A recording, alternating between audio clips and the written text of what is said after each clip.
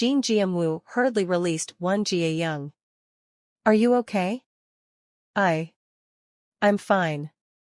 She tried to pretend she was calm, but she couldn't hide the trembling in her voice. Jin Jianwu sighed softly while holding her in his arms. He was relieved to see her unharmed. No one knows how worried he has been all this time. He pretended to be calm on the outside, but on the inside he was greatly worried about her well-being. Fortunately, Pyeongwol put pressure on Hukum, so the latter didn't even have time to think about anything else. Thanks to him, Wan Jiayang was released safely. For a long time, she had been carried like luggage, so her body was as stiff as a tree. Jin Jianwu injected his qi in Wan Jiayang's body. He was trying to ease and comfort her body from the inside using qi. After a while, Wan Yang's complexion returned to normal, as if to confirm that Jin Jianwu's efforts worked. It was a phenomenon that only occurred when qi was circulated smoothly. I can do it by myself now, Wan Jiayang said with a shy expression. After being treated as a burden by Hukum for several days, her body became very dirty and stinky. She didn't want to show Jin Jianwu her disheveled figure. Jin Jianwu nodded and stepped back. Wan Jiayang sat cross-legged and concentrated on recovering her internal strength. After 1 hour has passed, Wan Jiayang completely recovered her physical condition. Wan Jiayang stood up and said, "Thank you, brother, for coming to rescue me like this. Be more grateful to him than me. Without him, I would never be able to save you." He is. I know. He killed Pyong. But it's also true that he saved you. I wouldn't know how to find you if not for him. I have become a burden. Don't think like that. You have never been a burden. It's just bad luck. Who? Wan Jiayang sighed at Jin Jianwu's words of consolation. Her nickname as the Phantom Swordsman felt meaningless. Why did they even call me a master? I'm so pathetic now. She felt ashamed. Rather than helping the person she liked, she ended up being a burden. Furthermore, her appearance right now was so shabby. She can't believe she got so intoxicated by her title as the Phantom Swordsman. Jin Jianwu asked, "How's your body?" "I think I can move around now." "Can you go back to Chengdu alone?" "What about you?" "He has to pay off his debt." Jin Jianwu raised his head and looked in the direction where Pyeongwol disappeared. Without Pyeongwol, he wouldn't have been able to reach this place and save Wan Jiayang like this. He was definitely a person who would pay back his resentment. Seo Munpyeong's death could not be offset by the fact that Pyeongwol helped in saving Wan Jiayang. Both events must be distinguished separately. Some may say that he was being too uptight, but that was the nature of a person called Jin Jianwu. Knowing that fact, Wan Jiayang did not stop Jin Jianwu. "All right, brother. I'll go back to Chengdu alone." "I'm sorry, and thank you." "No, don't be. I should be the one sorry since I ended up being on your way. I promise, I'll never show you such an unsightly side next time." "You never looked unsightly." Even with Jin Jianwu's comfort, Wan Jiayang could not raise her head. "Who?" Her sighs mingled in the wind. "This demon-like." Hukum trembled. The black mist on his body had long since disappeared, without a trace. The black mist is operated by his internal qi, but he couldn't use his qi as carelessly as before. That's why he removed the black mist that covered his ugly appearance in order to preserve even a little bit of his qi. In the last few days, he hadn't slept well, nor had he taken a break. It was all because of Pyeongwol. Pyeongwol had left a scar on his body by attacking him with his flying swords whenever Hukum would rest. Since Hukum couldn't detect nor stop the barrage of weapons, the scars on Hukum's entire body gradually increased. Furthermore, the demon eyes, which he was proud of, did not work on Pyeongwol. If he could look into the eyes of Pyeongwol, his demon eyes might have worked, but since he couldn't even see Pyeongwol, it became useless. But even if Hukum managed to look into Pyeongwol's eyes, there was no guarantee that his demon eyes would work. Especially since Pyeongwol had a strong and firm spirit. All he had left was cursed poison and the dream-dispersing drug, wherein both could only be used if he could subdue Pyeongwol. If Hukum couldn't even get a glimpse of Pyowool's face, it would be ridiculous to think that he can subdue him. However, it did not mean that Hukum could not do anything. The influence of the Xiaolialayan temple applies to the entire Zizing. Not quite as much as the entire Jianghu, but there were quite a few sects in the Zizing. Some of them possessed quite a powerful force. The Red Tree Pagoda one was one of those places. It was independently established long ago by a monk of the Xiaolialayan temple, and the current owner of the pagoda maintained a close relationship with the Xiaolialayan temple. Hukum believed that they would help him, so he desperately fled to the Red Tree Pagoda.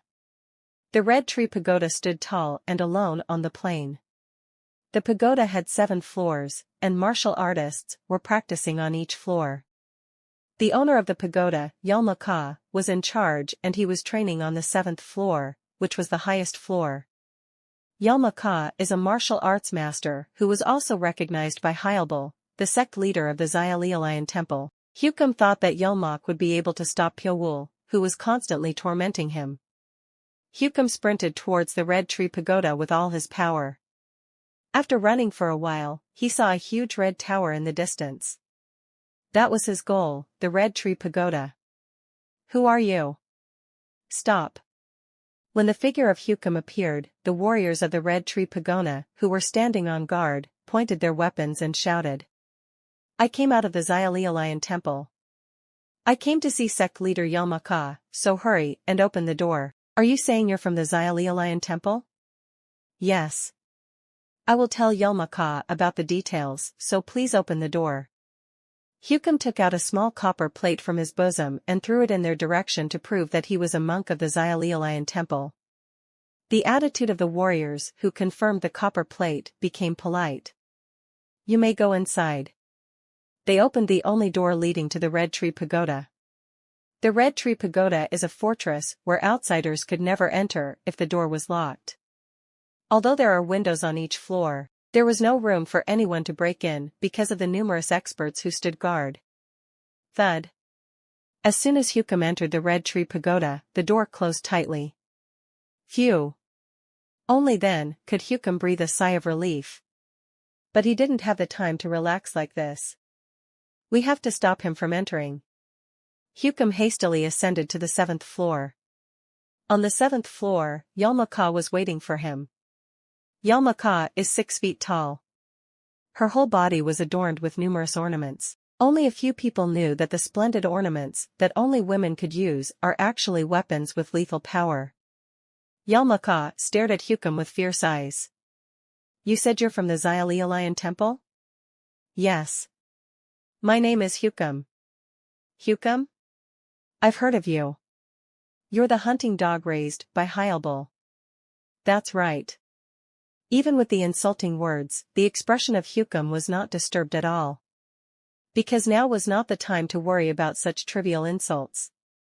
So what did you come here for?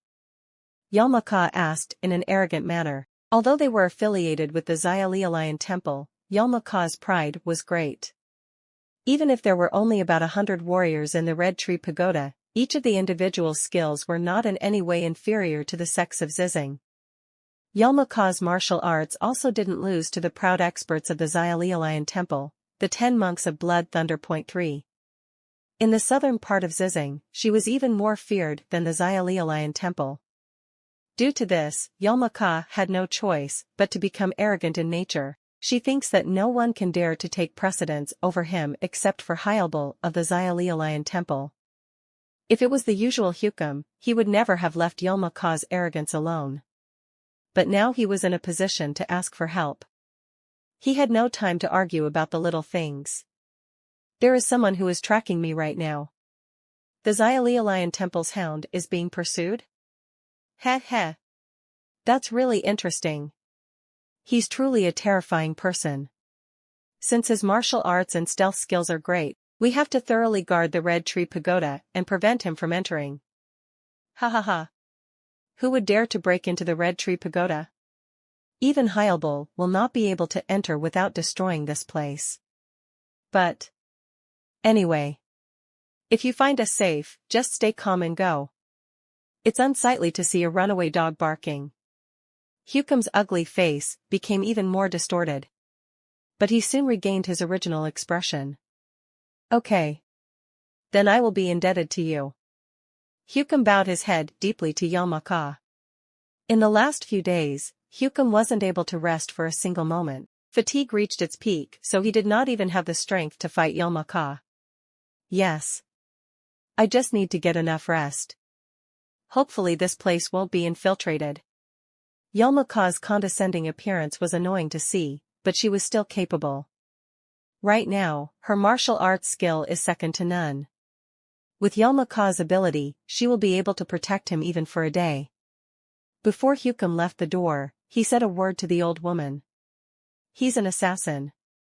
He's great at hiding and infiltrating, so please strengthen your defenses. Heh heh. Even though it looks so ordinary, there are several machinery and traps operating on each floor, and the masters of the main tower guard the main road, so no one would dare enter. You can rest easy, Hound. Alright. Your body stinks, so hurry up, take a bath and rest. Thank you for your consideration. Then, after saying his farewell to Yelmaka, Hukum came out. One of the warriors of the Red Tree Pagoda was waiting for him to escort him to the dormitory. His accommodation was a small room in the corner of the third floor of the Red Tree Pagoda. Although the room was small, there was a wooden bathtub so he could enjoy a bath. Hukum undressed and dipped into the bathtub. The water wasn't heated so it was cold. But to Hukum it was heavenly.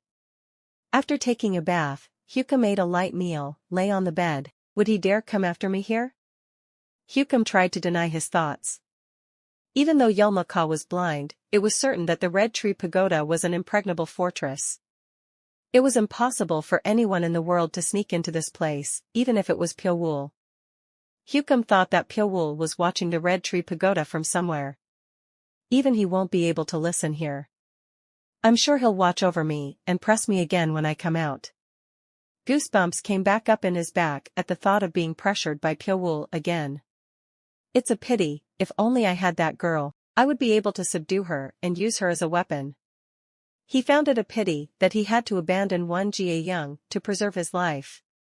It would have been an added bonus if he could subdue her heart and turn her into a weapon. He could also had a good time as a bonus. But everything is the past anyway. It was too late for him to regret his decision, and the situation at the time was too urgent. He had to be satisfied that he managed to preserve his life. Before he knew it, Hukum fell asleep. Hukum did not resist and was swallowed by his dreams. It's been a really long time since he slept. This was the first time he slept so sweetly since he came out of the Xiaolialayan temple. Hukum opened his eyes. The room was silent. The silence was strange, but that made him more reassured. It was proof that nothing had happened overnight. As expected, even he wouldn't dare to infiltrate here. Hukum smiled. He had slept well so his condition improved. At this rate, he thought he would be able to fight him back even if he met Pyowool again. He sat and got off the bed. Jalgrung. At that moment, a strange noise was heard from inside the bed. Hukum lifted the blanket with a puzzled expression. The eyes of Hukum looking inside the blanket became so wide that it looked like his eyes were about to be torn apart. He could see colorful ornaments placed in between the blanket and the bed. You'll discover the inception of this content at N0V at Lubin. He had clearly seen these splendid ornaments, which have now been dyed red. You can't be serious?